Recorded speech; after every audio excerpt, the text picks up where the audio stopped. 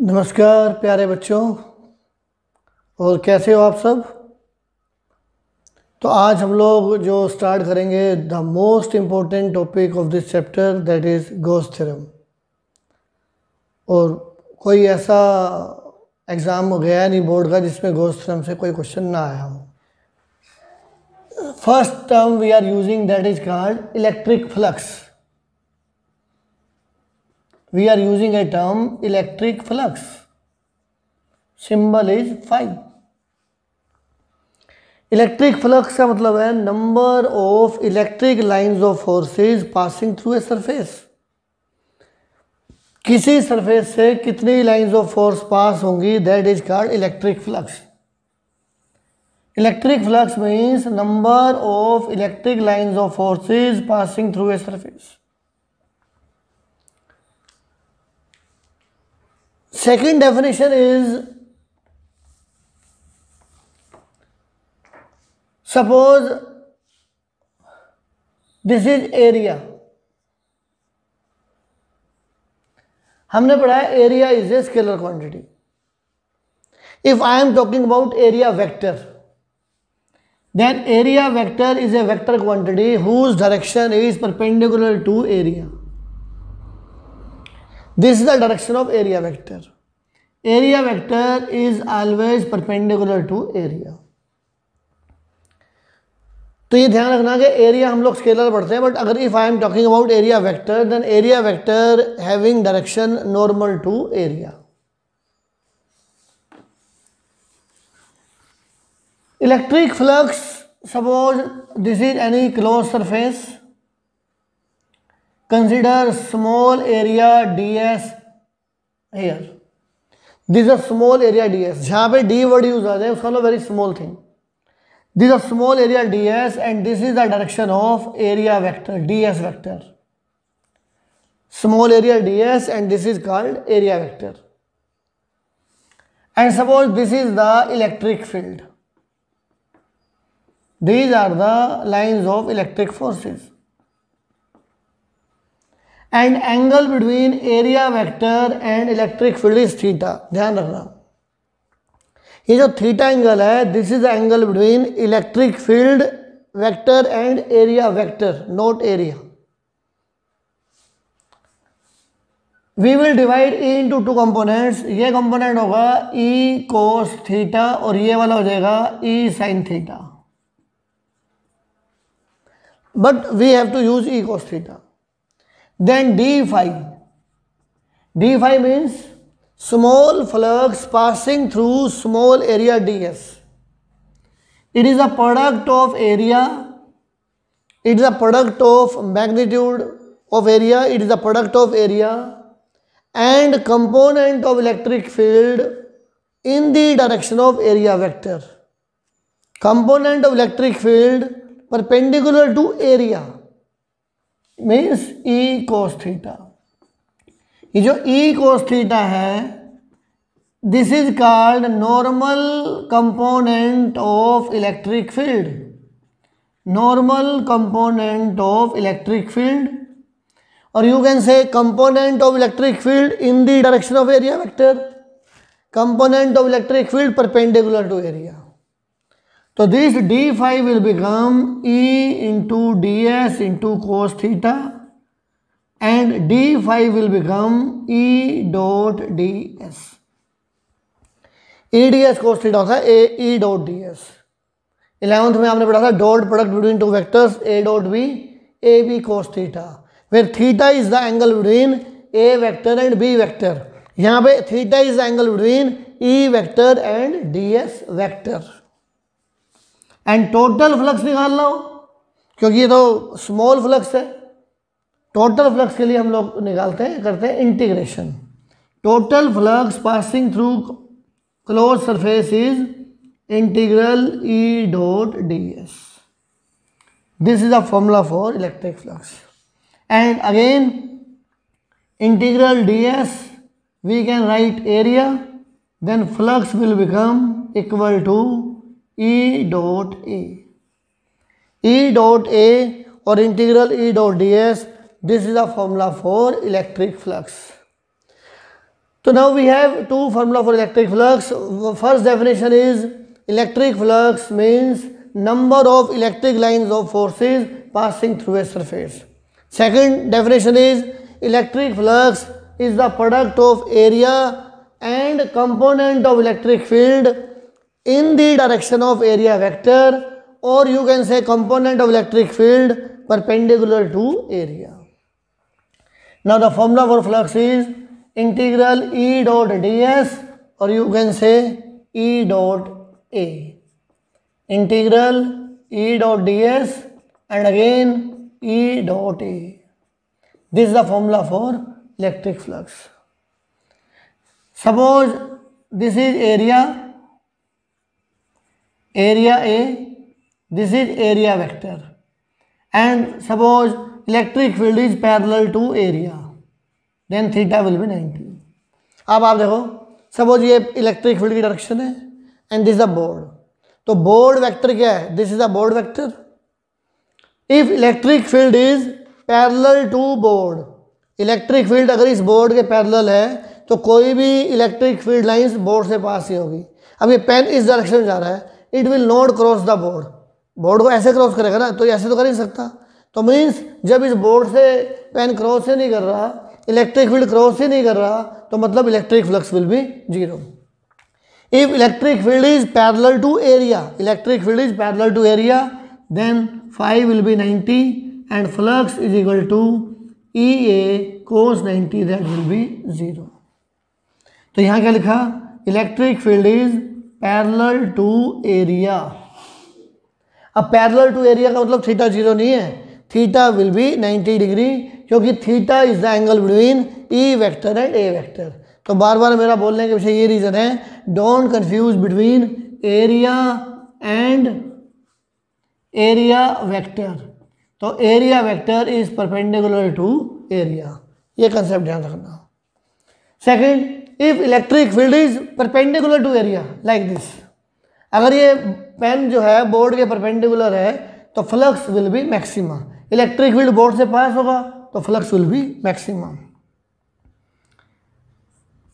Suppose this the area, this is area vector and electric field will be in same direction, then theta will be 0, then flux is equal to EA cos 0, that is E into A, and this is maximum. Flux will be maximum. Clear? समझ में आया बच्चों? Next आता है unit of electric flux. If you want to write the unit of flux, what is the unit of electric field? Newton per coulomb. Unit of area meter square. Then unit of flux will become Newton per coulomb into meter square. This is the unit of electric flux. Gauss theorem. Statement देखो, phi is equal to integral E dot ds is equal to q by epsilon naught. This is the statement of Gauss theorem, mathematical form of Gauss theorem. अब आप देखो इसको लिखोगे कैसे, if you want to write the statement, ये हमने लिखा है, इसे बोलते हैं integral E dot ds. How can you read integral E dot ds? ये इसको बोलते हैं हम surface integral of electric field intensity.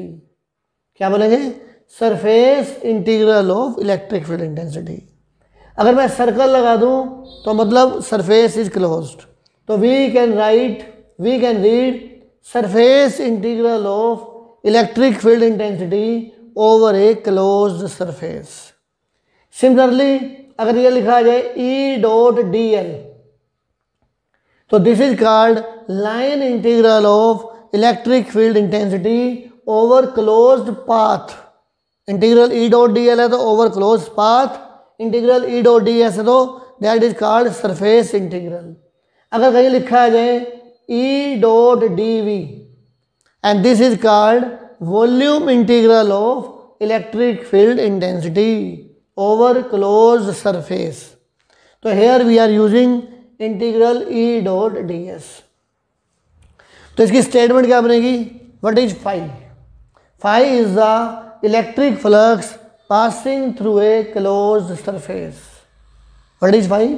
Electric flux passing through a surface is equal to, this can be read as surface integral of electric field intensity over closed surface enclosing certain volume, ये extra याद कर लो, enclosing certain volume is equal to 1 by epsilon naught times the total charge enclosed by the closed surface।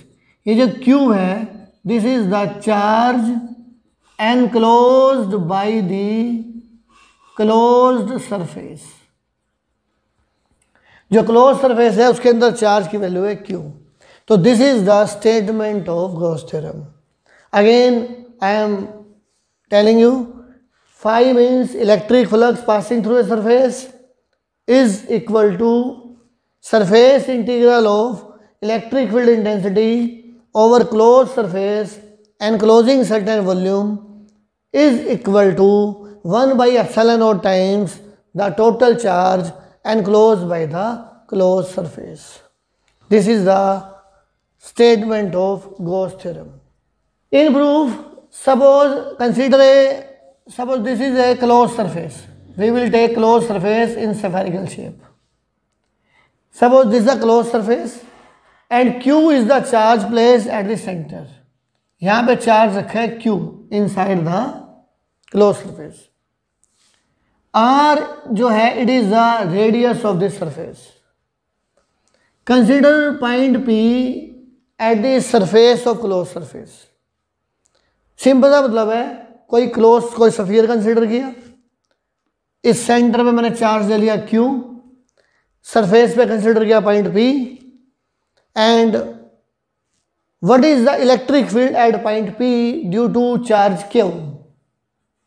Electric field at point P due to charge Q is Q upon 4 pi epsilon naught r square। और direction, ये charge positive है, pen रखा P point पे and direction will be outward. Direction क्या है? Along extended OP, along extended OP, or you simply say outward.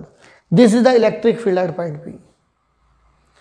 Actually मुझे इसके proof में क्या करना है, लेफ्ट हैंड साइड से मैं स्टार्ट करूंगा और मैं राइट साइड पे पहुंच जाऊंगा।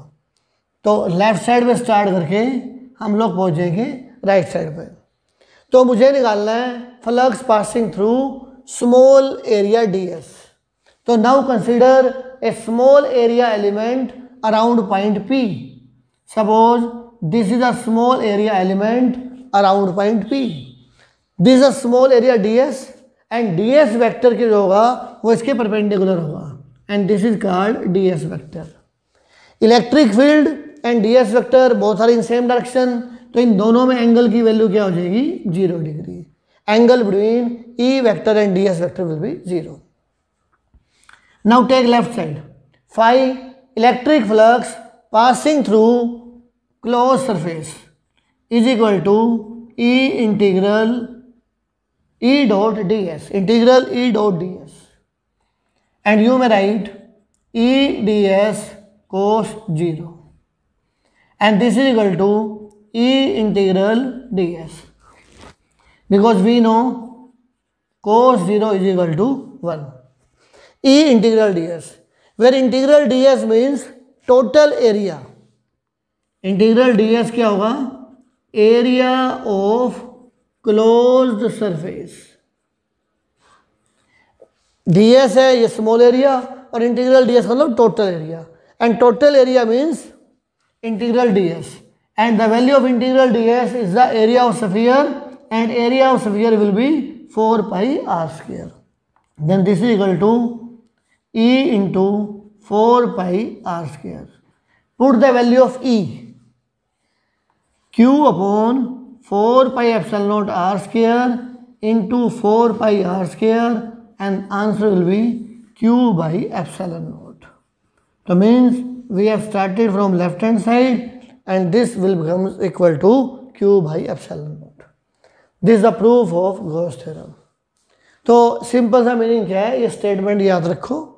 Left hand side, take left hand side और ई डी एस और थीटा वैल्यू पुट कर दो, आंसर आ जाएगा Q बाई एप्सिलॉन नॉट. तो this is the proof of Gauss theorem. अभी इसकी एप्लीकेशंस आएंगी, इसके बाद बहुत इंपॉर्टेंट एप्लीकेशंस हैं, वहाँ से एग्जाम में क्वेश्चन बनता है. पहले मैं इससे रिलेटेड मैं न्यूमेरिकल्स करा दूँ, थोड़ा और अच्छा सा क्लियर हो जाएगा, फिर हम एप्लीकेशंस पे आएंगे. Any doubt? क्लियर? अच्छे से समझना. कोई डाउट हो तो फिर मुझसे आप फ़ोन करके बात कर सकते हो. Now we will do the, अब हम लोग करेंगे न्यूमेरिकल्स ऑफ गॉस थ्योरम. तो न्यूमेरिकल्स करने के लिए electric flux phi is equal to E dot A integral E dot D S Q by epsilon naught. ये फॉर्मूले हम लोग यूज कर सकते हैं. फ्लक्स का formula Q by epsilon not भी है, फ्लक्स का फॉर्मूला ई डॉट ए भी है, और फ्लक्स का formula integral E dot D S भी है. अब क्वेश्चन ये है कि कौन सा कब यूज करना है. इवन न्यूमेरिकल खाली सिंपली चार्ज दे रखा है तो use Q by epsilon not. Electric field और एरिया वेक्टर दे रखा है, यूज दिस फार्मूला. और जहाँ पे वेरिएबल थिंग्स हैं वहाँ लोग यूज करते हैं इंटीग्रेशन मेथड. तो अभी मैं एक एक करके क्वेश्चन डिस्कस करूँगा, तो अपने आप क्लियर हो जाएगा which formula we will use at which time. Now first question is based on Q by epsilon naught. The formula for flux is Q by epsilon naught. Question 1 is, suppose this is a sphere. This is a sphere and whatever be the radius. Radius 2 cm, 3 cm, 10 cm, whatever it may be. Charge रखा है 3 coulomb. Charge is placed inside the sphere. वो centre पे हो, side में हो, doesn't matter. Charge should be inside the sphere. तो कहता है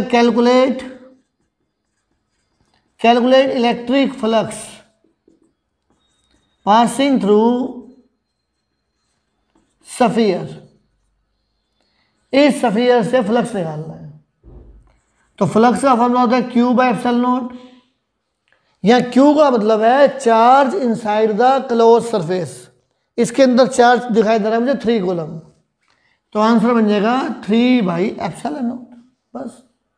तो flux will become 3 by epsilon naught. Next point is, suppose we have 2 spheres. We have 2 spheres, this is S1 and this is S2. यहाँ charge है 2 coulomb और यहाँ charge है 4 coulomb. Find the ratio of electric flux passing through S1 and S2. We have to find the ratio of electric flux passing through S1 and S2. Phi1 is the electric flux passing through S1. इसमें S1. अब इस S1 के अंदर charge क्या दिखाई दे रहा है? 2 coulomb. तो Phi1 will become 2 by epsilon naught. Because the formula for flux क्या होगा? Q by epsilon naught. Phi1 क्या आ गया? 2 by epsilon naught. Phi2 is the electric flux passing through S2. अब S2 के अंदर चार्ज कितना है? आप लोग कहोगे 4 कूलम. बिल्कुल ठीक है 4 कूलम. बट 2 कूलम भी तो S2 के अंदर है. ये 2 कूलम तो S1 के अंदर भी है, S2 के अंदर भी है. तो टोटल चार्ज S2 के अंदर क्या आ जाएगा? 2 + 4 6 कूलम. तो 2 + 4 upon epsilon not, that is 6 by epsilon naught. Then Phi1 by Phi2 will become 2 by epsilon naught, 6 by epsilon naught, that is 1 by 3. अगर कोई चार्ज यहां पर रखा है Q3, that is -2 कूलम, अब ये नेगेटिव है, पॉजिटिव है, बट है आउटसाइड द स्फीयर्स, तो इसका कोई रोल नहीं है, तो इसका कोई कंट्रीब्यूशन नहीं है फ्लक्स पे। तो फ्लक्स पे कंट्रीब्यूट करेगा जो अंदर होंगे चार्ज, बाहर वालों को कंसीडर नहीं करना, इसलिए answer will remain same, that does not depend upon Q3। Clear?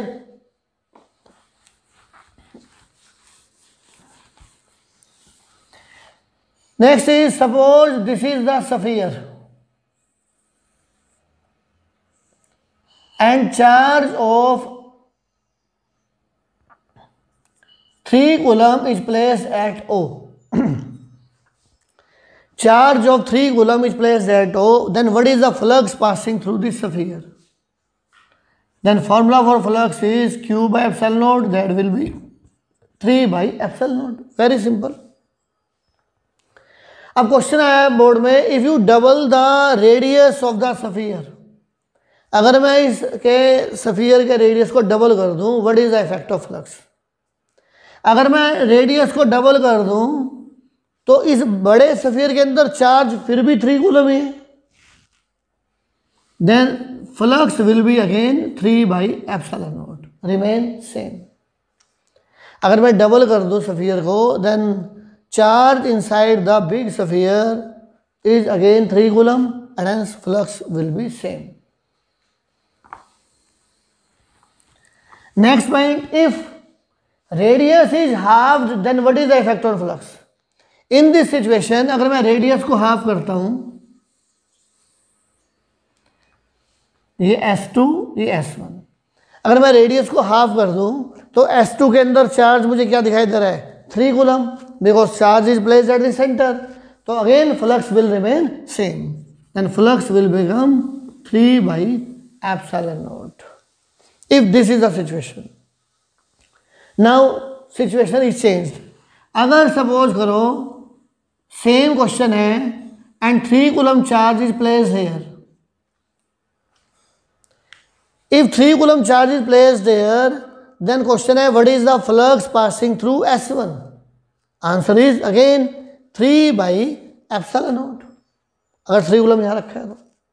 अब क्वेश्चन है अगर मैं रेडियस को हाफ कर दूं, जैसे मैंने रेडियस को हाफ किया, what is the effect on flux? Radius को हाफ करते ही ये S2 हो गया।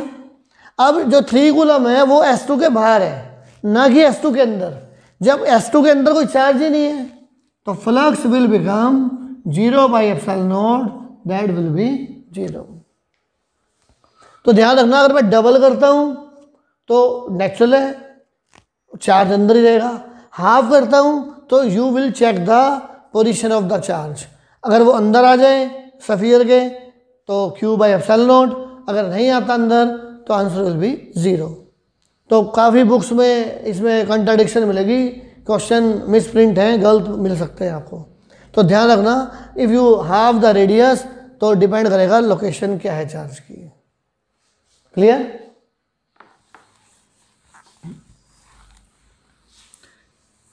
Next question is, suppose this is the cube.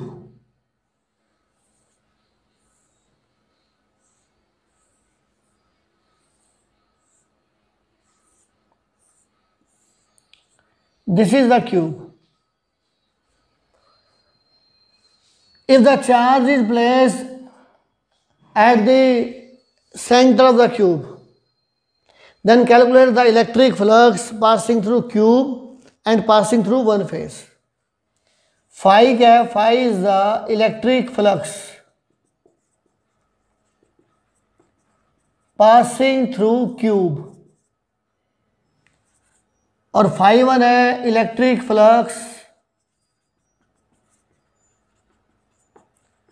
Passing through each phase. Suppose ये रूम है, जिस रूम में आप लोग हो, मैं हूं इस टाइम, रूम है, एक टाइप का क्यूब ही ले लो, क्यूबॉइड है या क्यूब है। अब चार्ज जो है वो अंदर है, इस रूम के अंदर है। This charge is enclose by whole cube, ये एक क्यूब क्या कर रही है? इस पूरे चार्ज को एनक्लोज कर रही है। Hence flux passing through cube will be Q by epsilon not. Flux passing through the cube will be Q by epsilon not. And flux passing through each face, अगर मुझे निकालना हो flux passing through this room, ये जिस wall पे room के अंदर, तो फ्लक्स आ गया क्यू बाई एप्सिलॉन नॉट। अगर मुझे इस बोर्ड वाली वॉल पे फ्लक्स निकालना हो कि इस वॉल से कितना फ्लक्स पास होगा या फ्लोर से कितना फ्लक्स पास होगा, ये फ्लोर हो गया, ये बोर्ड के वाले रूम, जिस वॉल पे बोर्ड लगा रखा है वो फेस हो गया, तो इस फेस से या इस फेस से फ्लक्स निकालना है। तो flux passing through there are 6 faces, you can count 1 2 3 4, एक मेरे लेफ्ट साइड में, एक मेरे राइट साइड में। तो फ्लक्स का फॉर्मूला क्या आ जाएगा, 1/6 Q by epsilon naught. This is the electric flux passing through each surface. तो चार्ज कहाँ रखा है, चार्ज हम रखा है सेंटर पे। Next question, if the charge is placed here, for example suppose ये मेरे पास क्यूब्स हैं, ये क्यूब्स हैं और चार्ज रख दिया मैंने यहाँ पे, ये मैंने डॉट बना दी चार्ज के लिए। अब आपको ये दिखाई दे रही है डॉट, तो ये जो डॉट है वो दिखनी नहीं चाहिए। तो ये अगर मैं एक क्यूब और रख दूँ यहाँ पे, चेक कर रहे हो, एक मैंने यहाँ रख दी, अब आपको वो ब्लू डॉट दिखाई नहीं दे रही। जैसे मैंने यहाँ रखा तो ये जो चार्ज है it is enclose by 2 cubes. ये देखो ब्लू कलर दिख रहा है आपको, अब मैंने यहाँ रख दिया इस टाइप से, तो ये दिखना बंद हो गया आपको, तो किसी भी साइड से आपको दिखाई नहीं देगा।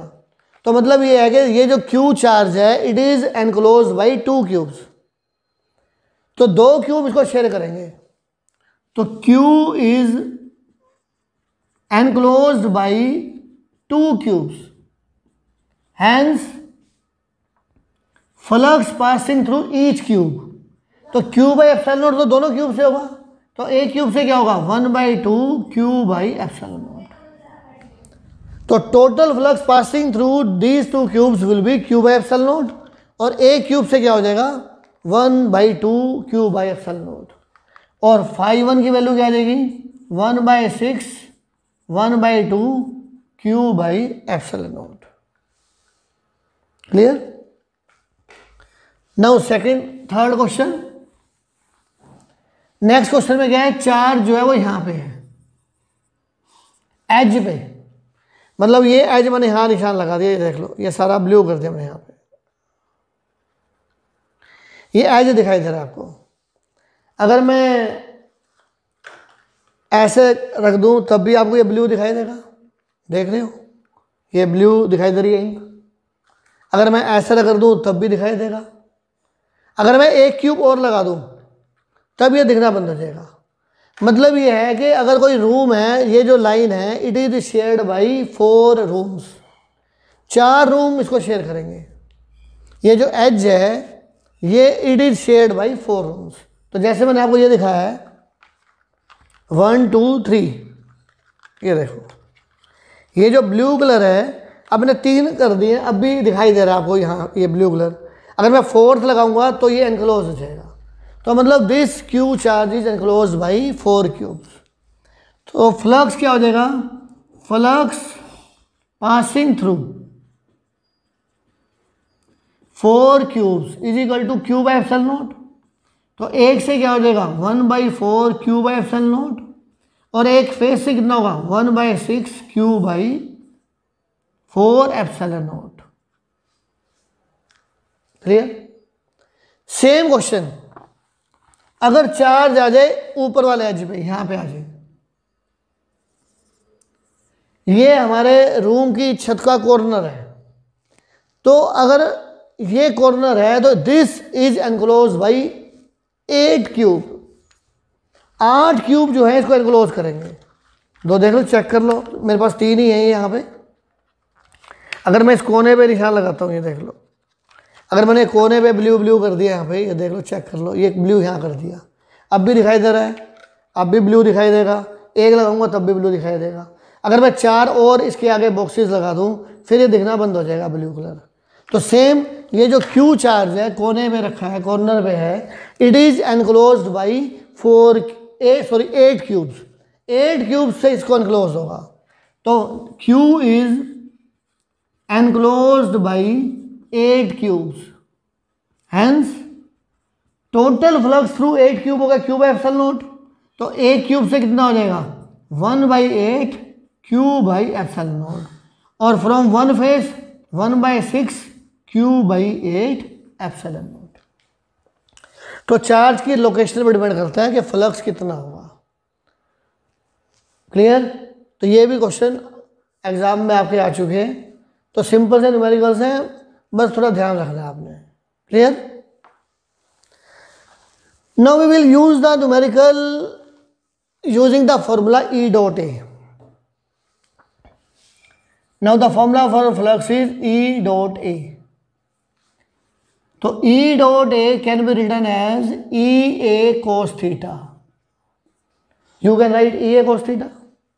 And second, you can use EX AX, EY AY, EZ AZ. ये दोनों डेफिनेशन है डॉट प्रोडक्ट की। इसमें है dot product in terms of Cartesian और रेक्टेंगुलर कंपोनेंट। तो ये फॉर्मूला होता है ए डॉट बी का AX BX plus AY BY plus AZ BZ। यहाँ E डॉट A है तो EX AX plus EY AY plus EZ AZ। तो हम लोग फ्लक्स के क्वेश्चन करेंगे। Question is electric field in a region is given by E is equal to 5I cap plus 7J cap newton per coulomb. This is the electric field. ये value दर के electric field की। Find the electric flux of this field through a rectangular surface of area 5 metre per square parallel to YZ plane. Question की statement सुनो। Electric field is acting in a plane is 5I cap plus 7J cap newton per coulomb. This is the value of electric field in rectangular component. Find the electric flux of this field passing through area 5 meter per square and this area is parallel to YZ plane। यहाँ area है YZ plane में और area vector होता है perpendicular to area. तो मतलब YZ plane के perpendicular होता है x एक्सिस। तो एरिया वेक्टर हो जाएगा 5 metre square along x axis, मतलब 5I कैप। यूनिट लिखना चाहो मीटर स्क्वायर। तो 5I cap is the area vector. अब इस फॉर्मूले में रेक्टेंगुलर कंपोनेंट रखें IJ की फॉर्म में, तो we will use this formula. Then flux is equal to E dot A and this is called EX AX, this is called EY AY।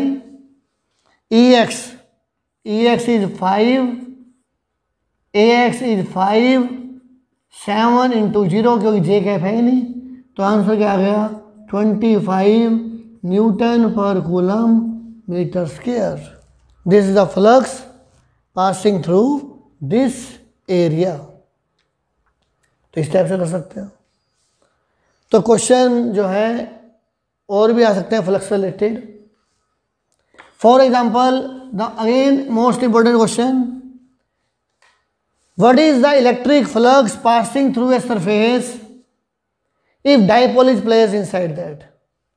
मेरे पास कोई डाइपोल है और डाइपोल मोमेंट है 2 × 10⁵ coulomb metre और दोनों के बीच में डिस्टेंस है 10 centimetre. Then find the flux passing through this surface. अंदर क्या है डाइपोल है। फिर सुनो, a dipole of dipole moment 2 × 10⁵ coulomb meter and the separation between the charges will be 10 centimeter is placed inside the closed surface। then find the electric flux passing through this surface। तो क्या निकालना है मुझे, find electric flux। अब आप में से बहुत सारे बच्चे क्या करेंगे, P देख के खुश हो जाएंगे, Q × 2A, Q P/2A, find करेंगे Q की वैल्यू, फिर पुट करेंगे, नो नीड, कुछ नहीं करना है ऐसा। डाइपोल मीन्स क्या होता है? Negative charge and positive charge separated by certain distance form a dipole. Dipole में क्या होगा? Two equal and opposite charge separated by certain distance form a dipole. Then what is the net charge on dipole? Net charge on dipole is 0. Then flux is equal to net charge by epsilon naught, that will be 0. तो dipole अगर अंदर लिखा हुआ है किसी close surface के अंदर तो फ्लक्स विल बी 0, क्योंकि नेट चार्ज डाइपोल पे 0 है। तो ये जो सब कुछ दे रखा है ये यूजलेस है। इसे कंफ्यूज करने के लिए है, सारे बच्चे क्यू निकालते हैं, फिर Q by epsilon not put करते हैं और नंबर 0 मिलता है उनको। तो ध्यान रखना, वट एवर इज आस्क्ड, तो इसमें साफ लिखा हुआ है कि dipole is enclose in a close surface, तो net charge on dipole will be 0 and hence flux will be 0। तो नेक्स्ट वीडियो इससे भी ज़्यादा इंपॉर्टेंट है, उसमें हम लोग फाइंड आउट करेंगे electric field at a point due to line charge, due to sheet, due to spherical shell, due to solid sphere and numerical based on this। तो अच्छे से इसको 2-3 बार देखो वीडियोस। कोई डाउट है तो मैं बार बार बोलता हूँ, तो आप पर्सनली कॉल कर सकते हो मुझे। घर में रहो, अच्छे से पढ़ो, stay safe, stay home and thank you.